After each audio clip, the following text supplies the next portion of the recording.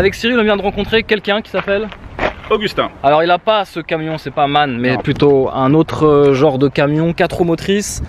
Cyril? Alors Porsche 993 4S. Ok. Turbo loue cuisine. Ok. Puisque c'est une 4S. Et le heureux propriétaire, c'est Augustin. Enchanté Augustin. On va te demander quelque chose. D'abord d'allumer le contact. Avec plaisir. Qui se trouve à gauche. Comme toutes les Porsche, tu confirmes? Bien sûr. Ok.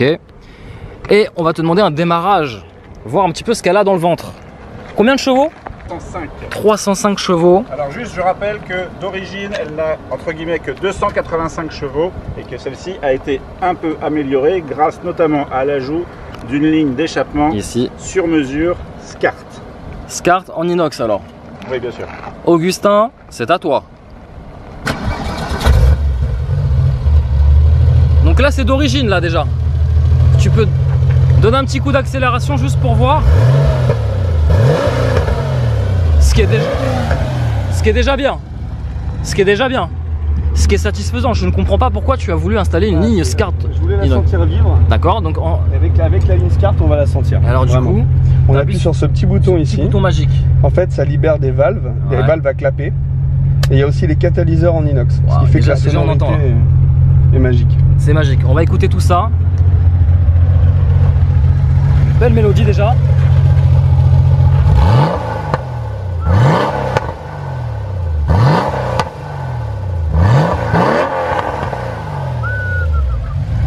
Cyril, tu confirmes?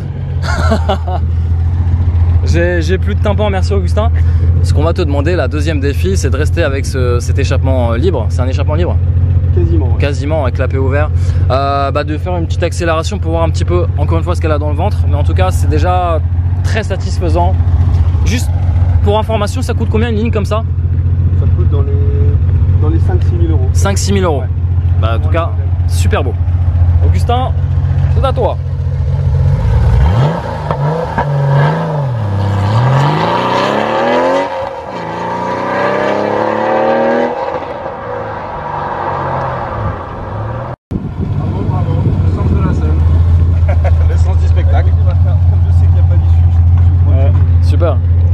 Bon écoute Augustin, tu m'as un petit peu énervé. Ce que je te propose, c'est que je monte à côté de toi et tu me vois un petit peu, on voit un peu ce qu'elle a dans le ventre. Tout se passe ici et surtout ici, juste là. Je peux vous garantir que ça envoie du pâté. Alors disque ventilé à l'arrière et aussi à l'avant. Alors on ouvre la portière, s'installe très bas dans le véhicule.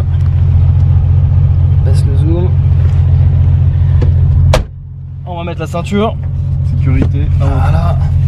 Donc intérieur cuir gris, c'est ça? Cuir gris, voilà, elle n'a pas été modifiée. Très beau, très simple. C'est entièrement d'origine, les compteurs mythiques, les 5 compteurs Porsche alignés. Voilà. Ouais. C'est la dernière à avoir cette configuration là. Après c'était quoi, la 996? Après, on passe à 996, on n'est plus du tout dans la même philosophie. Là on est dans une Porsche à refroidissement par air. C'est mythique, voilà. Après celle-là, moi je considère qu'on n'est plus dans la même. Tu fais partie des puristes, des extrêmes Porsche. Voilà, moi c'est la dernière. Ah. Toujours ces deux petites places à l'arrière qui permettent justement pour aux enfants peut-être de faire profiter un peu. Les adultes un peu moins, mais après en se forçant un peu. Ok, boîte à 6 rapports. Boîte 6 rapports, c'est la première de chez Porsche. Et alors là, tu as des petits boutons, ça sert à quoi? Ça c'est pour lever l'aileron. Ah ouais. L'essuie-glace arrière. Tu peux le lever à n'importe quel moment. Ouais, on peut lever n'importe quel moment. Et sinon, automatiquement, il se lève à 80 km/h. Ok. Ouais, c'est pratique pour aujourd'hui les réglementations à 80 km/h. C'est super, on est très content. D'ailleurs, je me demande si je ne vais pas la brider à 81 km/h. Ouais. Voilà, moi j'aurais été plus borderline que toi, 82 voire 83, tu vois. Voilà. T'as le petit lecteur CD. Voilà, le Porsche, c'était une option à l'époque, c'est le vrai lecteur Porsche. D'accord. Voilà. T'as pas la clim dessus? Bien sûr qu'il y a la clim. Si, il y a la clim. Il y a la clim. Parce que la voiture a 20 ans, c'est ça? 21 ans. La première clim, elle est de 96. Boîte 6. La vraie clim, non, ça fonctionne très bien. Tout fonctionne. Je confirme.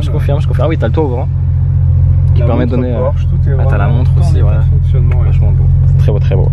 Bah écoute, est-ce que tu as quelque chose d'autre à me dire sur l'intérieur? Un truc sympa? Non, à part que c'est mon bureau préféré. Ouais, c'est vraiment mon bureau préféré. C'est là où tu travailles. Voilà. Alors, vitre électrique ici? Vitre électrique, on monte, on descend. Je me permets un tout petit peu. Voilà, on on trouve un petit peu pour entendre le moteur, qui est donc juste derrière nous, qui va sûrement faire éclater. Ah oui, le fonctionne. Le toit ouvrant, tout. Parfait. Bon bah il n'y a plus qu'à alors. Petite moquette quand même. Sympa. Moquette, voilà, petite moquette sur le côté. Confort malgré tout, c'est une voiture de sport mais confortable. La sono est bonne ou pas? La sono est très moyenne. Ouais. Ah très moyenne. De toute façon c'est pas fait pour ça. La sono elle est derrière. Clairement c'est le flat 6. C'est le flat 6 effectivement. Le flat 6 Porsche. Donc là on est sur route fermée bien sûr. Route fermée hein. Sur circuit quasiment.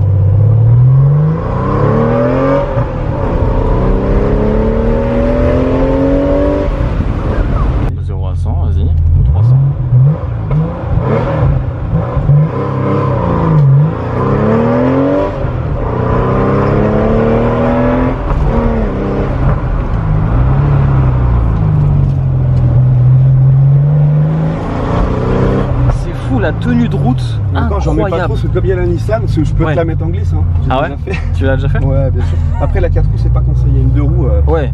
En fait t'es en confiance parce que c'est une 4 roues motrice aussi. Ouais, on sent qu'elle peut partir de l'arrière mais elle a un appui. Moi je le sens l'appui à l'arrière tu vois. Quand ça part c'est très simple. Faut rester le pied dedans et c'est. Ouais tu contrôles au volant quoi. Mais tu lâches rien sur l'accélérateur. Non surtout pas. Tu lâches le transfert de masse qui se fait et l'avant passe derrière. Alors un petit conseil aussi Augustin, tu nous as donné tout à l'heure pour tu arrives malheureusement un peu vite sur un Dodan avec une voiture de sport, ne jamais freiner jusqu'au dernier moment. Il faut taper les freins et lâcher avant le Dodan et passer en roue libre sur le Dodan. Ouais, c'est très important, sinon on peut tout casser. Donc tu te mets en t'embraye. Sécurité, voilà, on freine très fort tout ce qu'on peut, on lâche, on embraye. Ouais, on embraye, ok. Cool. Et là, les roues sont entraînées. Parfait. C'est les suspensions qui amortissent le choc. Petite leçon de pilotage de Dodan et de virage. En 4S c'est unique et franchement le peu que j'ai pu vivre là à l'intérieur, j'ai vraiment ressenti tu sais, ces hanches qui stabilisent vraiment la voiture à l'arrière mais qui peut quand même laisser un peu de liberté. C'est ça, on la sent vivre, c'est-à-dire qu'elle fait vraiment corps avec la voiture, en même temps c'est très joueur, faut faire attention. Et elle vire à plat quand même hein. Elle vire à plat malgré tout, malgré son âge, mais voilà, c'est pas à mettre entre toutes les mains malgré tout parce qu'on est très en confiance. Ouais. Et c'est là justement qu'il peut se passer quelque chose. C'est le piège de la 4S ou peut-être des autres versions? Non, c'est le piège de la 4S particulièrement, c'est une 4 roues motrices, on se croit invincible, ça colle tout le temps, puis le jour où elle décroche, c'est plus compliqué à rattraper. Elle est typée propulsion, on va pas se mentir.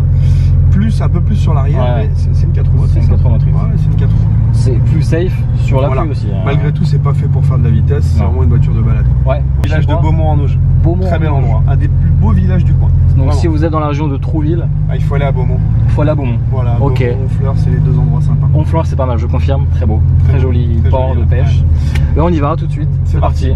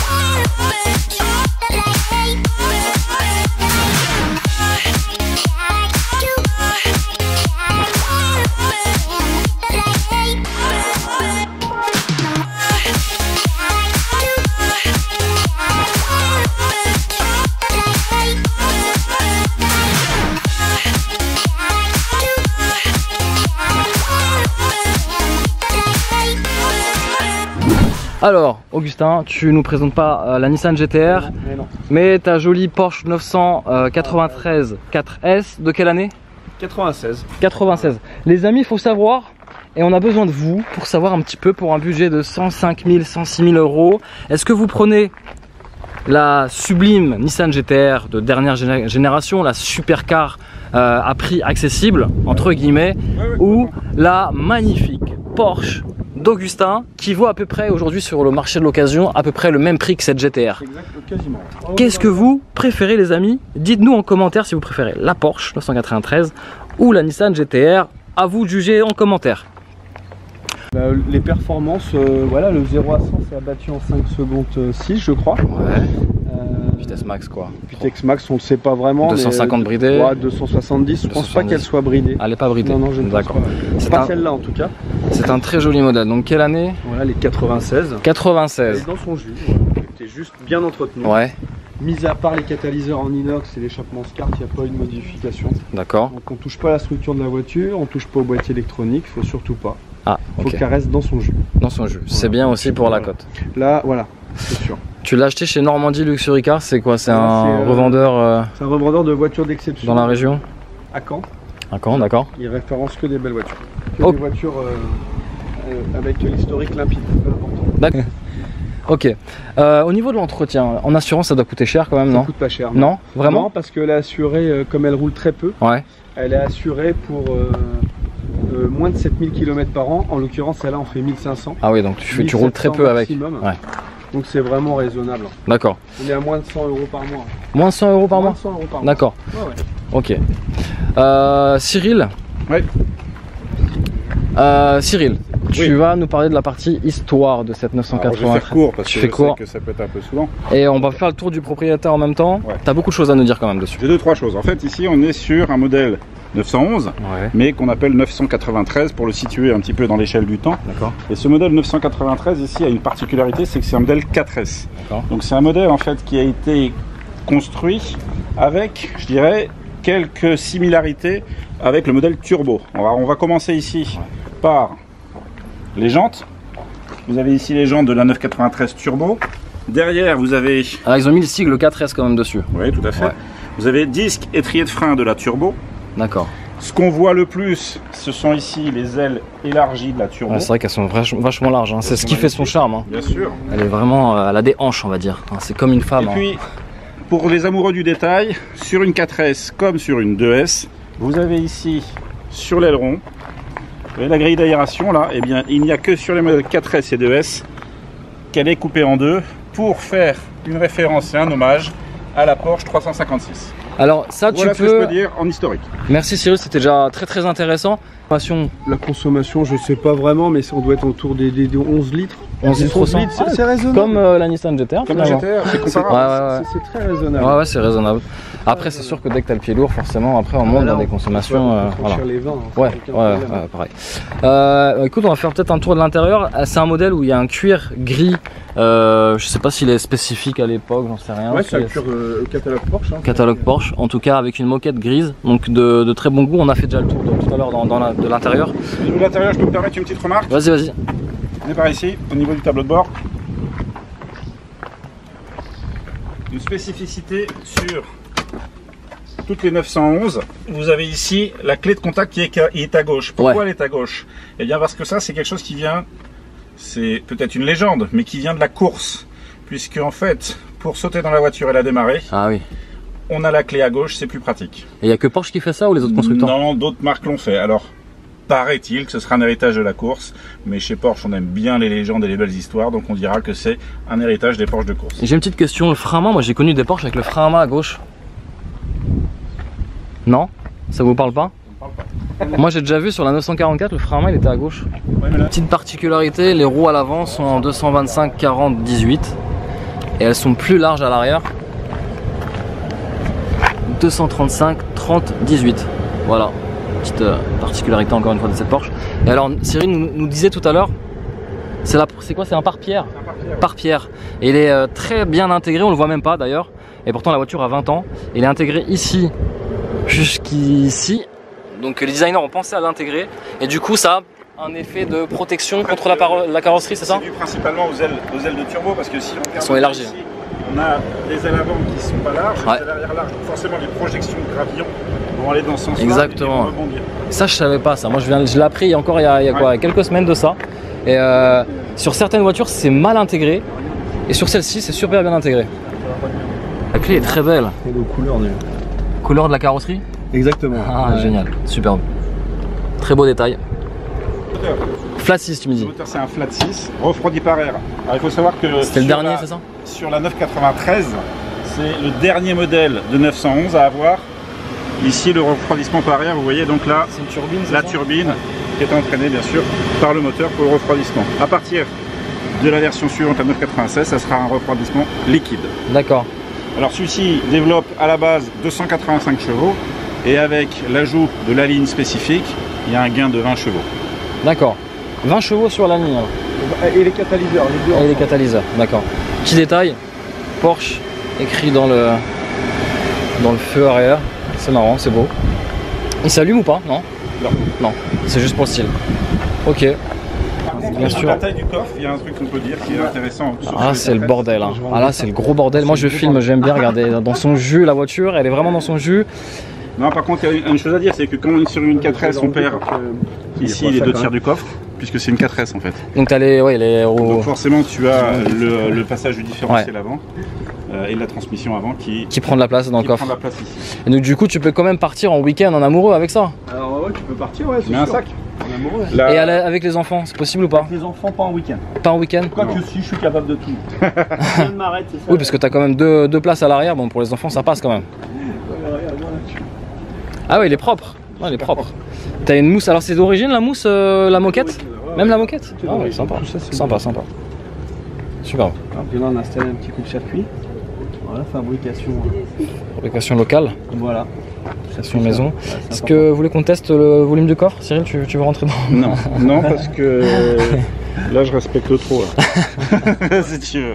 Là j'ai pas envie de déconner avec ça. Ça me rappelle un peu, alors je sais pas, moi on m'a toujours expliqué ça, que dans les cox, pour qu'elles tiennent la route, il fallait alourdir le... C'est ceux qui savaient pas la conduire ça. Ah d'accord, moi j'ai toujours entendu ça. Effectivement, si tu veux alourdir le train, tu fais le plein. Tu fais le... Ah bah oui. Alors, belle transition. Là tu laisses l'avant. Donc, tu filmes ça, ouais je filme, ça se passe ici, le réservoir il est ici. Ici on a une petite trappe pour l'ouvrir. Donc ça c'est toutes les Porsche en fait. Ça c'est toutes les Porsche. Ouais. Même celle actuellement. Ah ouais génial. Sympa en plus l'ouverture. Ce qui en soi en vrai est plus pratique de mettre le réservoir à côté. Bien plus pratique. Franchement. Déjà, on a un œil dessus en permanence. On ne sait jamais de quel côté ça se trouve. C'est ça. Là on est sûr, c'est à gauche du côté du pilote. C'est juste logique. C'est du bon sens. Et donc petite technique d'Augustin, pour alourdir le train avant, tu fais le plein. Voilà. En plein ça vaut combien à peu près? Aujourd'hui ça dépasse les 100 malheureusement. 100 euros. Je pense qu'on n'est pas loin maintenant. C'est du 98 que tu mets forcément. 98, ok, ouais. D'accord, donc forcément ça coûte.